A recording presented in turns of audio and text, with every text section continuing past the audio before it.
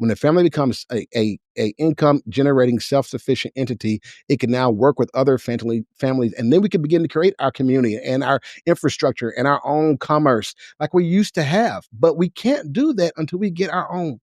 As long as we're begging somebody else to give to us, as long as we're consumers and not producers, we will always be at the mercy of the person who is producing. And whatever you got, start there with your family. So it's doable, y'all. It's doable. I personally say, fine, go make their city, right?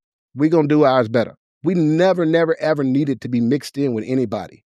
We welcomed it. We did it in Europe with the Moors. We did it all over this globe. We mix it. We're like, oh, we got some knowledge. Hey, let's share with you. But y'all don't want to bang with us? Cool. Because we was here before all, we'll be here after all. First of all, servants of all, we will definitely transcend all.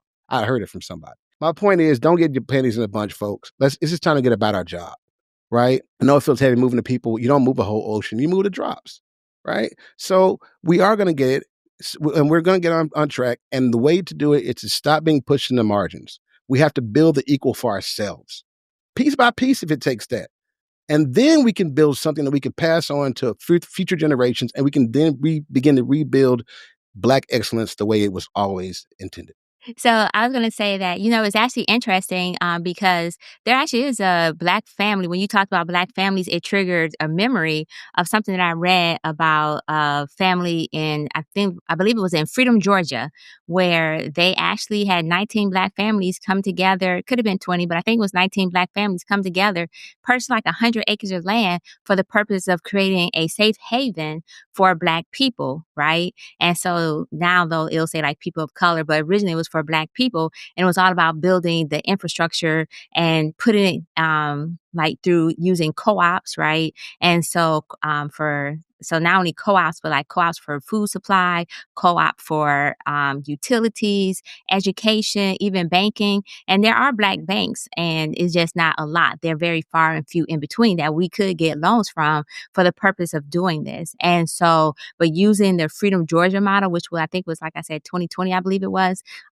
is a possibility. And there are places that are coming along those, like even using the USDA, although with the grants now being put on hold, but there also was USDA farm grants that you can use, particularly as first-time home buyers, to purchase land for the purpose of building a house and so forth.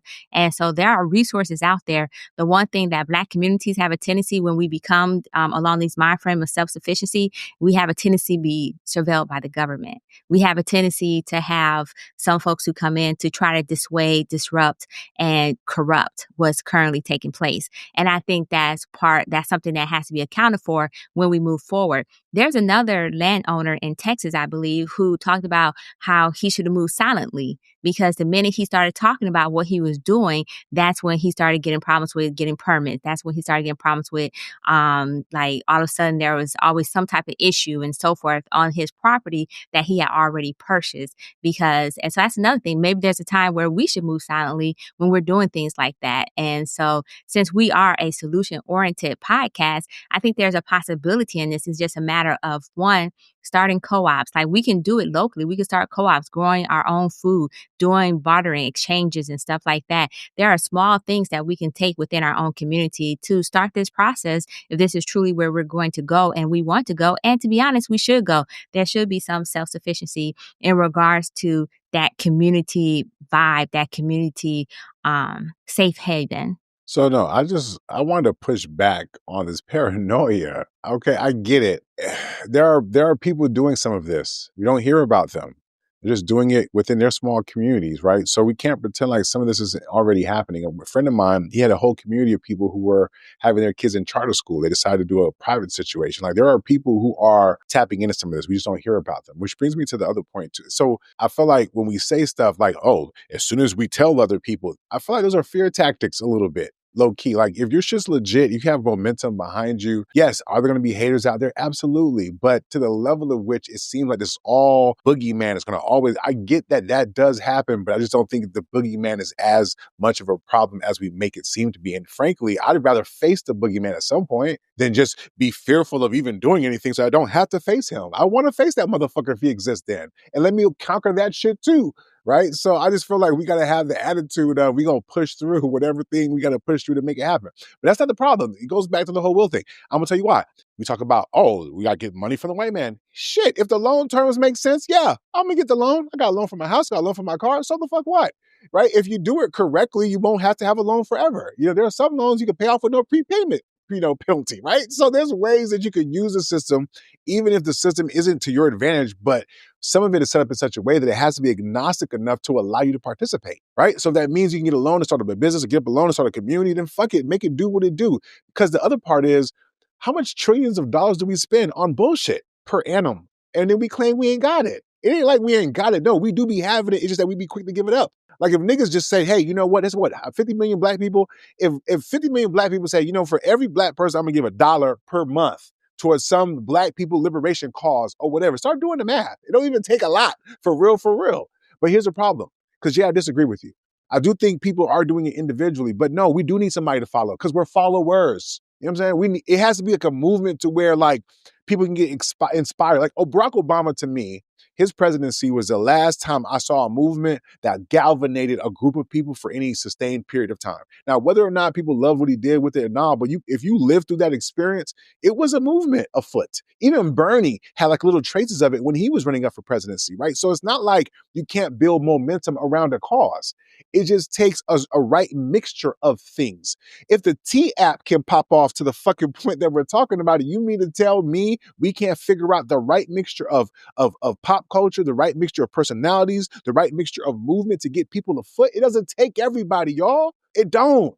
It only takes a small group of people to make a concerted effort who knows how to tap in to social media and marketing to get the rest of the sheep to rock the fuck out. How many people was out here, A minor, off of a fucking Drake beat? Come on, man. That's the type of fucking influence we have. And Kendrick was riding that shit out for a fucking 6 to 8 months.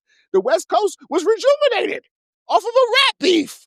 You know what I'm saying? So listen what they tell me, okay? My point is that I think if we understand culture enough, we do understand that if they're using the tools to influence us, to get us to move in a certain type of way, why can't we use those tools too?